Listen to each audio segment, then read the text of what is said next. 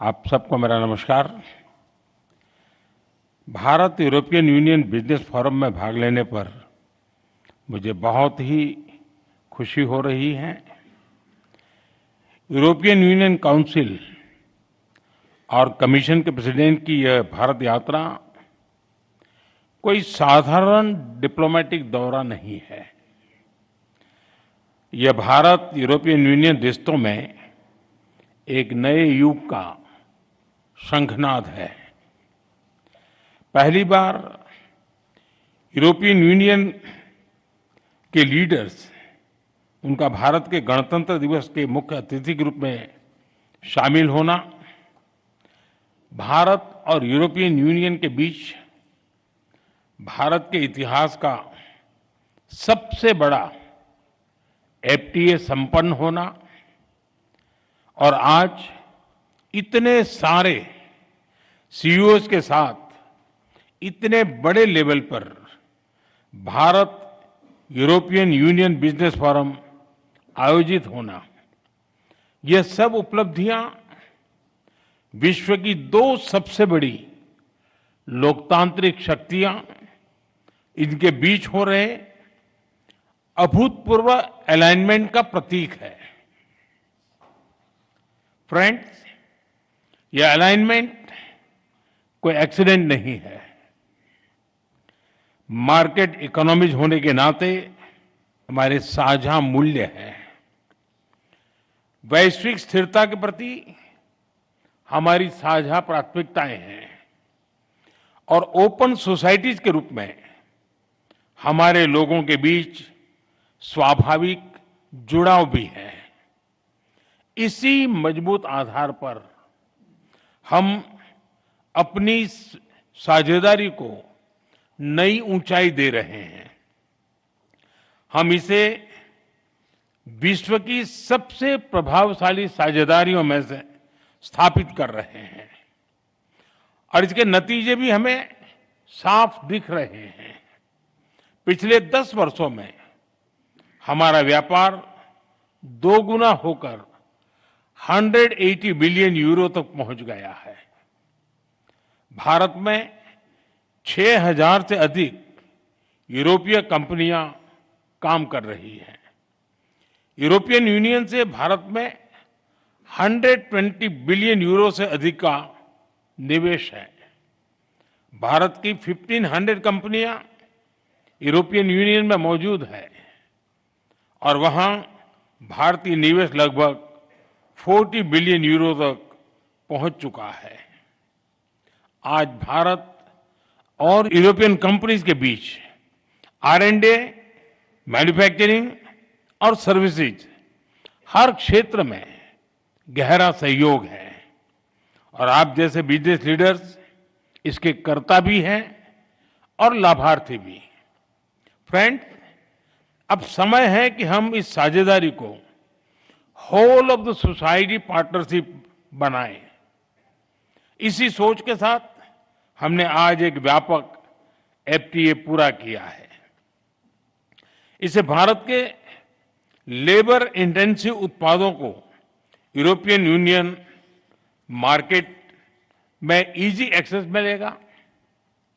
इसमें विशेष तौर पर textile, James and jewellery, auto parts और इंजीनियरिंग गुड्स शामिल हैं। फ्रूट्स, वेजिटेबल्स, प्रोसेस्ड फूड और मरीन प्रोडक्ट उसमें नए अवसर बनेंगे।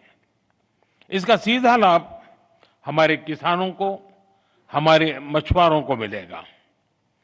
हमारे सर्विस सेक्टर को भी इससे फायदा होगा। विशेष रूप से आईटी, एजुकेशन, ट्रेडिशनल मेडिसिन और बिजनेस सर्विस लाभान्वित होंगे। फ्रेंड्स, आज ग्लोबल बिजनेस में बड़ी उथल-पुथल है। हर कंपनी अपनी मार्केट स्ट्रेटेजी और पार्टनरशिप को नए सिरे से देख रही है। ऐसे समय में यह एफटीए बिजनेस जगत के लिए एक साफ और सकारात्मक संदेश है। यह दोनों पक्षों की बिजनेस कम्युनिटी के लिए सक्षम, भरोसेमंद और फ्यूचर ओरिएंटेड पार्टनरशिप बनाने का स्पष्ट निमंत्रण है। मुझे पूरा विश्वास है कि आप सभी इस एफटीए के अवसरों का पूरा लाभ उठाएंगे। फ्रेंड्स, भारत और यूरोपियन यूनियन की कई प्राथमिकताओं की उसको आपके बिजनेस पार्टनरशिप के भी लाभ मिल सकता है। मैं इस संदर्भ में 3 प्राथमिकताओं की बात करूंगा। पहला, आज विश्व में व्यापार, टेक्नोलॉजी और क्रिटिकल मिनरल्स को वेपनाइज किया जा रहा है। हमें साथ मिलकर अपनी निर्भरताओं को डी रिस्क करने की आवश्यकता है। क्या हमारी बिजनेस कम्युनिटी मिलकर ईवीज, बैटरीज, चिप्स और एपीआईज में बाहरी निर्भरता घटा सकती है?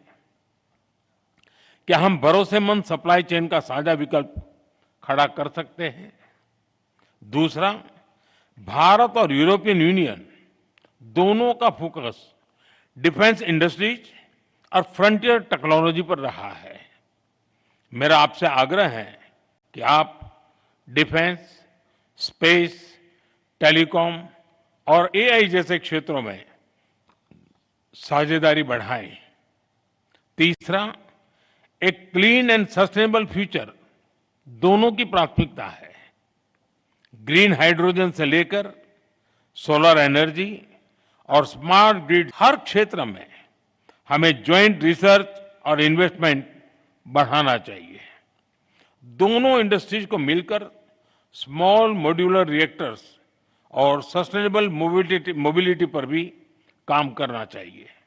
इसके साथ साथ वाटर मैनेजमेंट, सर्कुलर इकोनॉमी और सस्टेनेबल एग्रीकल्चर, हर क्षेत्र में मिलकर सॉल्यूशंस डेवलप करने चाहिए। फ्रेंड, आज के इन ऐतिहासिक निर्णयों के बाद अब विशेष जिम्मेदारी आप सभी पर है। अब अगला कदम बिजनेस कम्युनिटी को उठाना है। The ball is on your court. आपके आपसी सहयोग से ही हमारी साझेदारी, ट्रस्ट, रीच और स्केल मिलेगा। आपके प्रयासों से हम शेयर्ड प्रॉस्पेरिटी हासिल कर पाएंगे। आइए हम अपनी अपनी क्षमताएं जोड़ें और पूरी दुनिया के लिए ग्रोथ का डबल इंजन बने। बहुत बहुत धन्यवाद।